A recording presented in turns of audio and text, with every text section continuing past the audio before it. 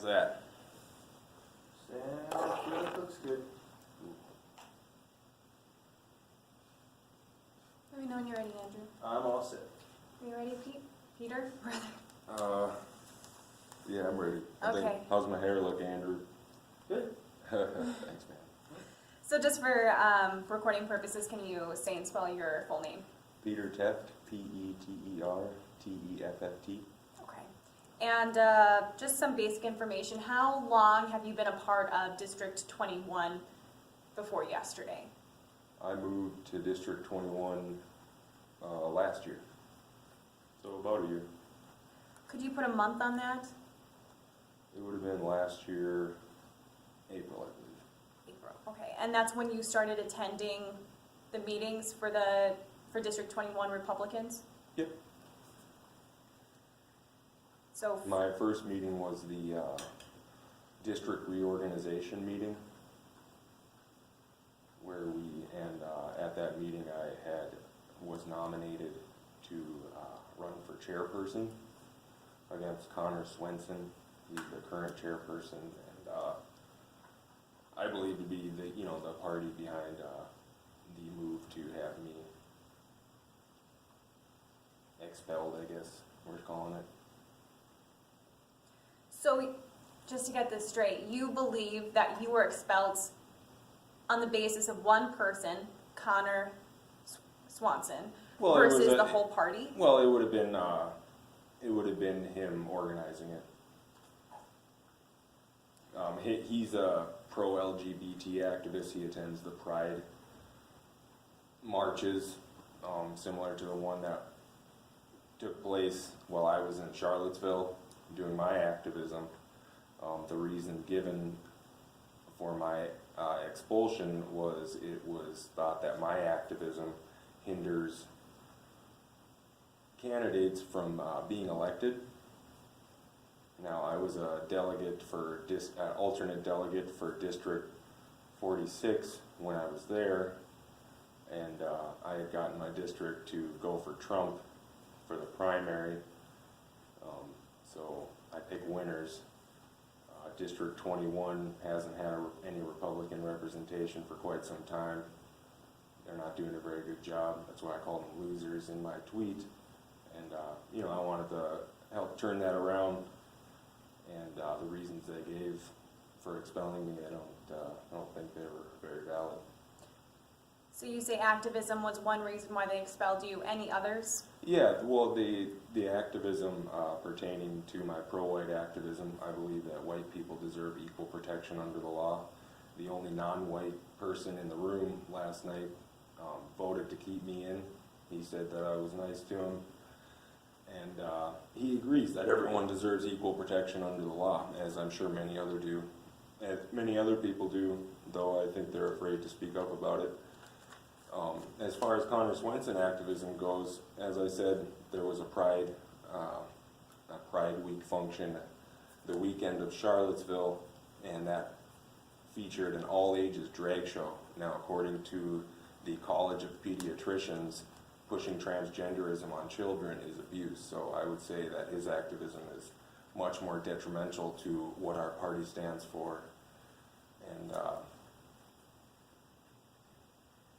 And I think people need to know that I do what I do.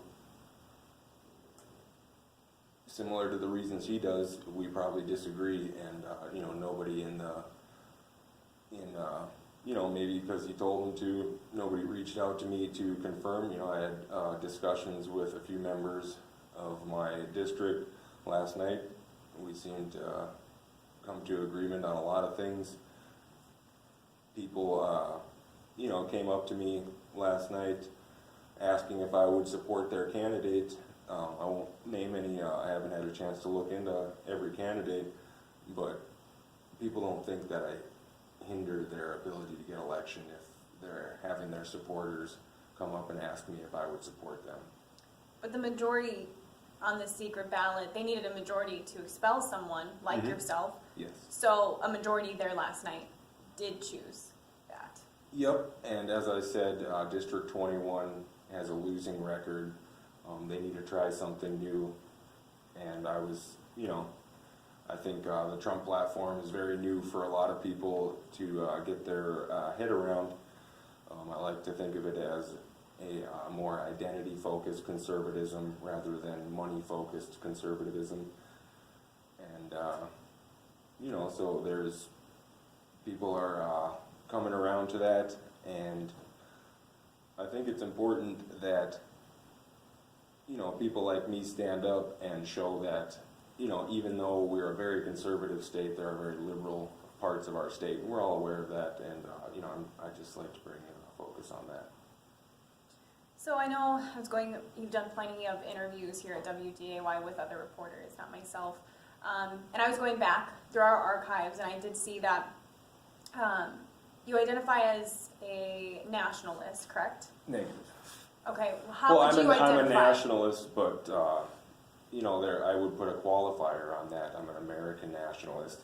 I'm not a French nationalist. Okay, how else would you identify? I'm a pro-white activist.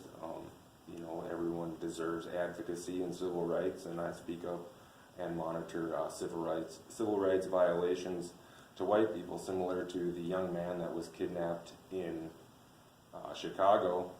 The 4 individuals weren't charged with hate crimes, though I'm sure if tables were turned and it was the other way around, 4 white people would have most certainly been accused of a hate crime. Now that's a blatant level of hypocrisy, and it's evident that we don't get equal protection under the law, so I monitor that and bring people's awareness about that up. Similar to Christian advocates that advocate for Christians. As a Christian myself, they're the way the laws work right now, we have to bake a cake, yet we're not allowed to advocate on Twitter. Now, at the Unite the Right event in Charlottesville, there were several members of the tech community that were going to be speaking about corporate and government censorship, and nobody got to hear that because our rights were infringed upon. Do you or have you ever identified as a fascist? Yeah, I don't turn away from the label fascist. Our country was founded and modeled after the Roman Republic. There are fascists in the House of Representatives in Washington, D.C. I believe unity is better than diversity. So tell me, when secret ballot is sent out yesterday, and then the vote comes back saying, we don't want you here, how did that make you feel? Yeah, I was shocked and surprised. It would be great if someone had the cojones to come up and talk to me beforehand and ask me, what is your motive here, and, how is this helping the party? And I explained that to everybody. I believe that people already had their minds made up. I want to encourage more people like me to attend District 21 meetings. I think we can turn this around here, and I plan on doing everything I can to make amends with the district and everything, and get back in. And I'm still going to support the North Dakota GOP and any candidates I feel that are in my best interest and the best interest of our people of North Dakota. So you said that you want to make amends. Connor says that the District 21 won't welcome you. Is that what he said? Yes. Okay, you've spoken with him? Yes. Okay. So that's, of course they can't, because it's a public meeting. They said that there's no right for them to say no to someone walking in. But I know that the expulsion means that you can't vote. Will you still attend the meetings? Yeah, I suppose, I would like to organize more people to come and work on getting me reinstated. Yeah, of course I will attend. I'll probably be recording this time. I wish I would have recorded it last night. One of the things I spoke with Connor to before the meeting was I was offered to have a camera crew from MTV follow me around, he didn't think that would be a very good idea. I happen to think reaching out to the demographic that MTV is, broadcasting to the younger generation, I think it would have been a great idea to have them there. He didn't think so, and I think, it's pretty obvious why now. So you've been expelled. Is there a way that you can get reinstated? Would that require another ballot of some nature? Are you aware? Yeah, I imagine there would just have to be a motion to reinstate me, and again, I don't have any hard feelings to some of the people that did vote against me. It wasn't easy for Trump delegates to make that happen. It's not going to be easy to, keep pushing the America First platform with so much in our way, clearly on both sides of the aisle, with the Never Trumpers on the right and the coalition of the despondent on the left, or whatever they're calling themselves these days. People need to be aware that things are changing. We got Joe Biden coming to town. He's, whenever I think of him, I remember his remarks about the demographic trends in this country, and he thinks it's a good thing that whites will be a minority by 2040. I don't happen to think it's a good thing to replace, the ethnic majority in any country. That's part of my nationalism. So the way I advocate and what I advocate for is just, that we have the rights just like everyone else. But you got, it seems that there are some people on the right, like the Never Trumpers, and some people in District 21 that seem to align more with the left, being that they're pro-LGBT. And, if the Republican Party is trying to stick away from identity politics, I think it's a conflict of interest that there's an LGBT member as a chairperson of a district. And I fundamentally don't have a problem with that. I think that, we all need to, there needs to be free speech. Everyone needs to come put their ideas on the table, but, people like me aren't allowed. Do you feel like this expulsion kind of trumps on your First Amendment rights? No, the North Dakota GOP is a private entity. They're free to make their rules as they see fit. Unfortunately, if you're a Christian baker, it doesn't apply to you. So people need to be aware that the corporate, in my opinion, the leftists in the government are outsourcing censorship to private companies, and then when that doesn't work, that's when they step in. But they never step into for the interests of Christians or white people generally. In this interview, you've mentioned President Trump's name a lot. I guess my question for you is, before President Trump was in that role in the White House, did you identify as a Republican? Yeah, I'm a very conservative guy. A lot of that has to do with being raised Christian and in North Dakota. I have a really good work ethic, and I think there's a lot to be said about the Republicans' views on personal responsibility. And as I said, I was a delegate. I participated as a Republican in meetings. I was a delegate at the primary for Trump. I raised money for Trump over the phones. I've raised several $1,000s for the Republicans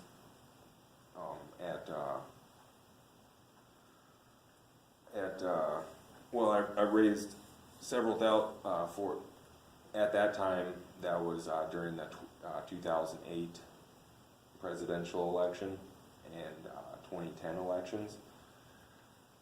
And, because of my work on the Trump campaign specifically, I was invited to the inauguration. I got a nice letter, from the White House or the Trump campaign. And I posted that on my Twitter, and,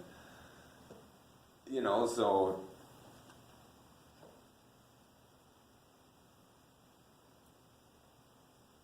being a Republican, and I'm going to continue supporting, what I think is best for the people of North Dakota. Are you willing to move to another district to be a voting member of a Republican group?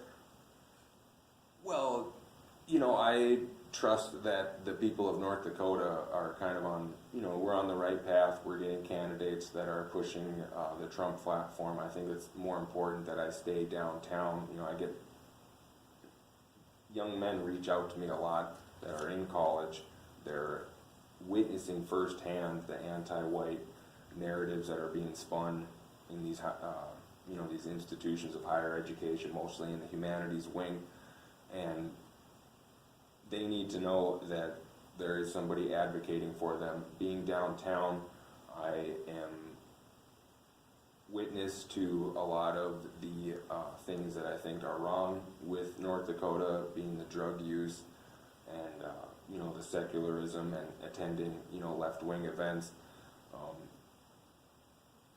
I've made my this is where I live. I grew up in North Fargo. I used to bike downtown all the time. I'm not going to move, and I'm just going to continue to do my advocacy here because I think that's where I'm needed the most. And I plan, if there's ever an event like the All Ages Drag Show, now that I have more community organizing skills, from relationship that I've cultivated from all the activism I've done throughout the years, I plan on showing that, the people of North Dakota aren't going to just stand around while they dress up young boys like girls and trash our parks and leave a camper there to stay for a couple days or however long they were there while our park is just trash. So, you brought up this drag, kind of this drag queen stuff, and you've also brought up LGBTQ issues. Are you against those types of people that identify as LGBTQ, or would you, you've just mentioned them a number of times, so. I'd say that most of North Dakota is against what kind of policies the LGBTQAI plus, institute. Again, I said the College of Pediatricians has stated that pushing transgenderism on kids is child abuse. We allowed it to happen in our own town. Scott Hannon, even on his radio show, said that that's not something that should be in North Dakota. Do you believe this has anything, you mentioned that Connor has attended or has advocated for LGBT yeah, there's rights. photos of him attending the Pride events. Sure. Do you feel like that's the root issue at hand here about why you were expelled, or? Yeah, very much. This is District 21, and Fargo is, more liberal than the rest of the city, and it's because they're trying to scare right-wing activists like me from speaking up. Well, we're not going to be scared anymore. We're going to call them out. We're going to tell everyone that they're abusing children. And, despite what they're told in colleges, these aren't healthy lifestyles. It leads to abuse. There's a lot of information out there about it that I'm sure most of North Dakota is very aware of. You're bringing up the LGBT issue as evidence that they're a more liberal district. Are they more liberal on other issues?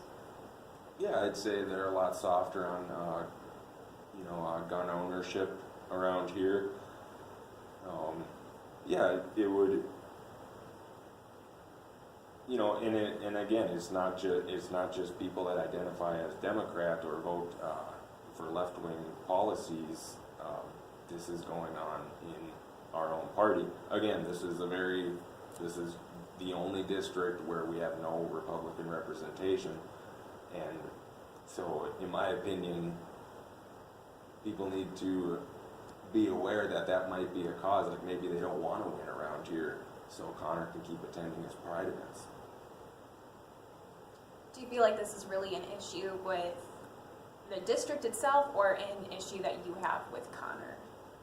An issue with no, I have no issue with Connor. I want him to be healthy and safe and not engage in dangerous behavior. I don't want anybody in my community engaging in dangerous behavior. It just so happens that he comes up because of everything that happened last night, and I'm only led to believe that, you know, it's because of my outspokenness on that issue. Let me double check my questions here, but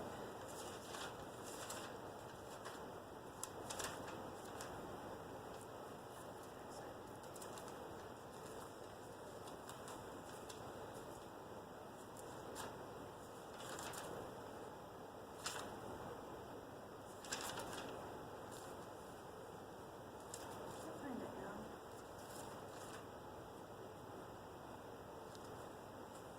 Andrew, do you have any questions?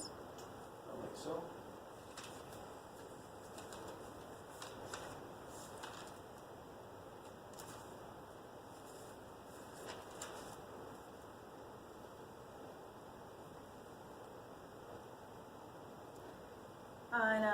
I think Connor said to me, and I believe this was also on other media sites, he said that he doesn't think that you believe in the principles of the Republican Party. I don't think he does. If we're supposed to be against identity politics, why is he attending pride events?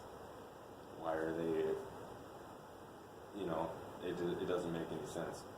That's why it's important that conservatives now, especially with the demographic change, we need to start addressing social issues, and we need to start making social policies that are actually good for the nation, not just good for a very small, very loud minority. In our newspaper counterparts, they did an article and they said inside the article that some members weren't comfortable with you attending these meetings. Did you ever get a sense of that? Was that ever on your radar at all? No, not at all. People are generally very nice to me. You know, I attended that Congressman Kramer's announcement for Senate. I even spoke with Kelly Armstrong there. I said, I hope there's no hard feelings and that I just want to win. He, you know, just wanted me to behave, and we shook hands. And so, you know, people that are brave enough to talk to me and talk about these very important issues, you know, they don't have a problem speaking with me. You know, there are certain people that make me uncomfortable. I still go to these events. You know, I don't agree with everyone on everything in the Republican Party, and I think that's the best thing about the Republican Party is we hold ourselves to a higher standard. Andrew, do you have any questions? I don't think so. Is there anything else that you'd like to add or say? I guess what I wanted to say, just let me collect my thoughts.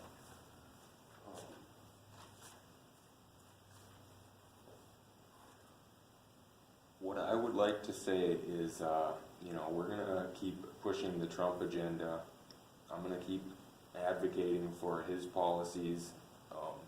You know, I'm not gonna let fake news try and obfuscate what my beliefs are. I've stated them multiple times, and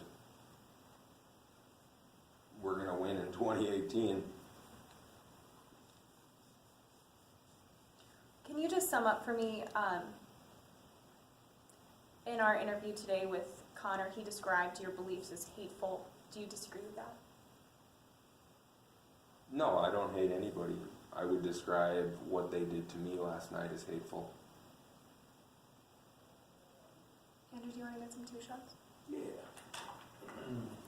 So just to be clear, you're going to try to get reinstated. Do you have any timeline or? Well, I plan on continuing to work with the Republicans in as much a capacity as I can. I think it's important that, you know, the policies that they're advocating for really do get, you know, excuse me. You know, the policies that they advocate for, they get passed, and that, this isn't just a game to me. I'm not just doing this for fun. I'm not doing it to get in the limelight. I'm doing it because nobody else is doing it. How many people or percentage of North Dakota would you say carries the same set of beliefs that you do?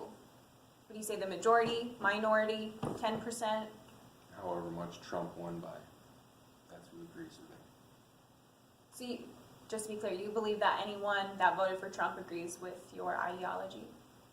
They agree that it's better for Republicans to have control of the government and start instituting Republican policies. Yeah, and as far as that goes, that just means real conservative policies. We were sold a lot of. Conservatives haven't conserved much in the last 60 years. It's nice that Trump's calling them out on that and trying something new. Right, you say that would you consider yourself on the far right? Yeah. You would. So would you consider most of the people that had voted for Trump on the far right? No, I think Trump did a great job, getting a lot of independents to go his way by not being so afraid of talking about social issues. The reason that Republicans, in my opinion, turn so many people off is because they're so focused on money and not our, spiritual well-being or our nation's well-being. A lot of for the last 8 years with Obama is what's good for the rest of the world. Meanwhile, North Dakotans, for me, but America as a whole took a backseat. Have you ever heard of anyone being expelled from a district like this before? Yeah,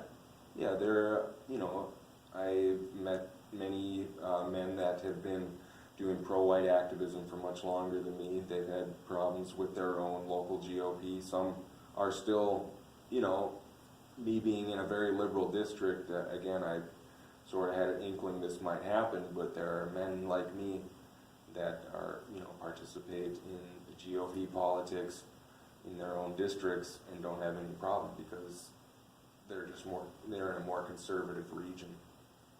So you are saying that there have been people that have been expelled in North Dakota specifically? In North Dakota, no, I'm not sure about North Dakota, no.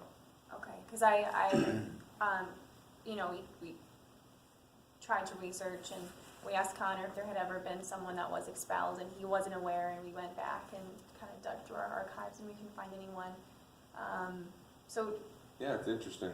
You might be the first. Made history, maybe. But that, and that's that's fundamentally what people need to be aware of, is that, again, I'm a pro-white activist. I'm no different than an LGBT activist, according to Valley News Live, is what they said in a statement about me. News about pro-white activism should be reported just as readily about anything with the rights of LGBT members or any other ethnic group. So I guess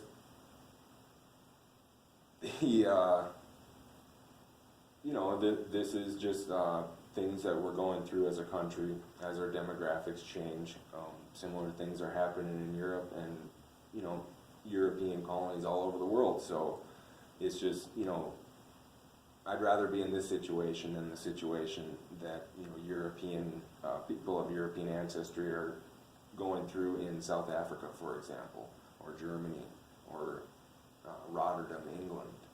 There's much worse things happening. It's important to me that, people like myself speak up, and there are places like North Dakota and news organizations like you guys that are willing to give me a platform, so I really appreciate that. And I appreciate being a North Dakotan. I was born and raised here. I went to Shanley. A lot of people know me and my family, and they just want the best for us, just like we want the best for North Dakota. Can I just ask, have you made amends with your family at all? We did a story with you, I believe it might have been Sarah Redling. Yeah, I've spoken with this on, much came out about that. And I've stated on other platforms that it wasn't my father that penned the letter. It came out at Christmas that my nephew, who's attended these very Marxist institutions, he penned the letter and essentially manipulated my very old, very heavily medicated father into having it submitted. You know, we shared Thanksgiving together. We have Christmas together, as I said. My family supports me, and they think that everyone deserves equal rights in this country. One more question for you, and then Andrew, do you think you'll have everything you need? I guess I had one question. Earlier, so you consider yourself to be an American nationalist, right? Yep. That's not any, okay. So when you talk about like, was it South Africa specifically? Yes, sir. And Rotterdam and whatnot. Do you see the work that you do, the advocacy and whatnot, as being part of like, sort of like a global bigger picture, or is it pretty much just, or does it pretty much only concern you to the extent that it affects Americans? Yeah, I guess that's a good question. The way I see my advocacy, and I encourage other people